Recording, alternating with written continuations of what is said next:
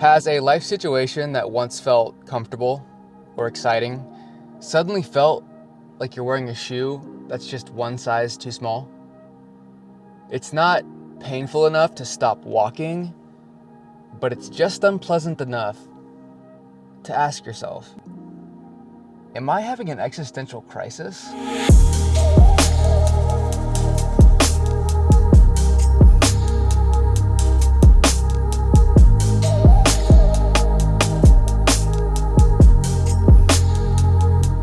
As a kid, I was creative. I wrote poems. I played piano. I locked myself in my bedroom for hours and sang for the audience in my mind's eye.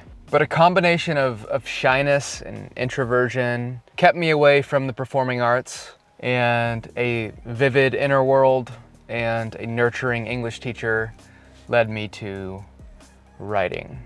After college, I left Kansas for Seattle with no job and no place to live, just a couple grand in savings and a vague dream of writing and somehow making enough money to survive.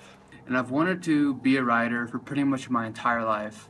Call it ambitious, call it naive, doesn't really matter because it didn't work.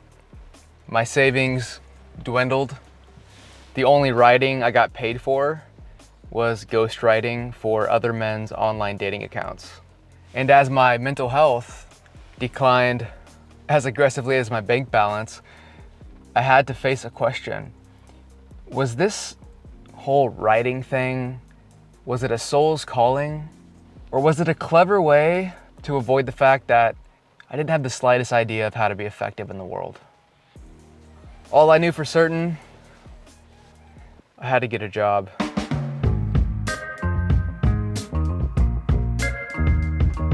We are asked to address two seemingly non-negotiable questions as we enter adulthood.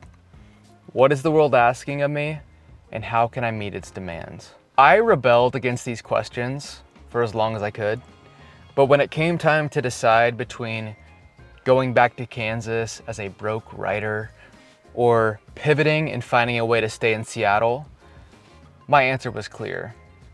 I valued my independence more than my creativity. This may sound like defeat, and it felt like it at first, but facing these questions was precisely what I needed to create self-efficacy and confidence in my ability to meet life's demands on my own. And I found myself in a seemingly random sales job, an introvert, making 300 cold calls a day. Seemed like a long shot, but my introversion made me a great listener. My writing chops made me skillful at communication. And quickly I became the top performing salesperson on the floor. No job is meaningless if it's shattering your self-imposed limitations. And money can make you happy if it's empowering you to be autonomous. I found more meaning in my first commission check than I did in any blog post that I ever wrote. I wanted freedom, and I could taste it. The child poet inside of me was quiet by now.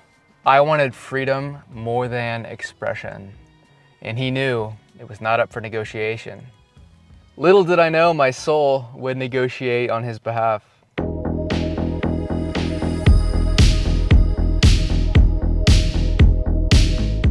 When you want something bad enough, you typically get it. And that's great, unless the goalpost keeps moving.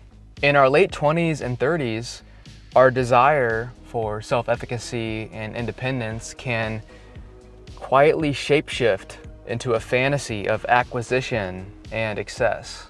More is better, and when better arrives, you're gonna know it, you're gonna feel it, it's gonna be great. That moment never comes.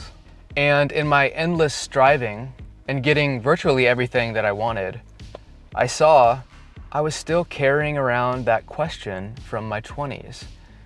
It had served its function, but I hadn't loosened my grip.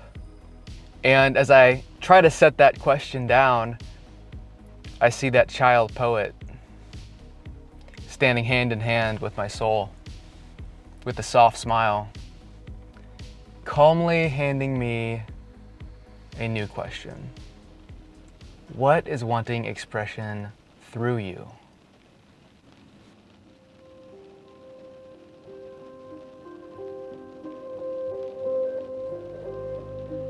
Are you walking in shoes too small for you? It seems like when we live out the wrong questions for too long, our soul, our deeper intelligence, can wake us up by removing its support from our old agenda. That disapproval might look like depression, lethargy, burnout, or boredom. But regardless, even when things seem to be going well, something just doesn't feel quite right. This is painful, but it opens us up to bigger questions. Where has life given you a gift? What have you done with that gift, and how have you accepted the responsibility that goes with it? What have you always been called toward, but feared to do? Why is now the time, if it ever is to happen, for you to finally live the summons of the soul and to live a second and larger life? I am wrestling with these questions, and as they come alive, I feel anxious because these questions serve a different agenda. One that is bigger than my ego and my reliable defenses, one that may require the deconstruction of a painfully achieved identity.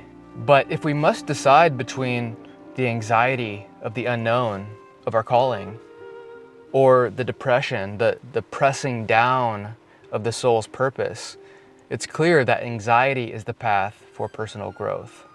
Do you know what's calling you? Can you resist that urge to flee and instead live that truth in the world? I'm trying. This video is my best shot. Carl Jung said, "The spirit of evil is negation of the life force by fear. Only boldness can deliver us from fear, and if the risk is not taken, the meaning of life is violated." To those of us turning inward to face the soul's questions, I trust that we're going to find our way home.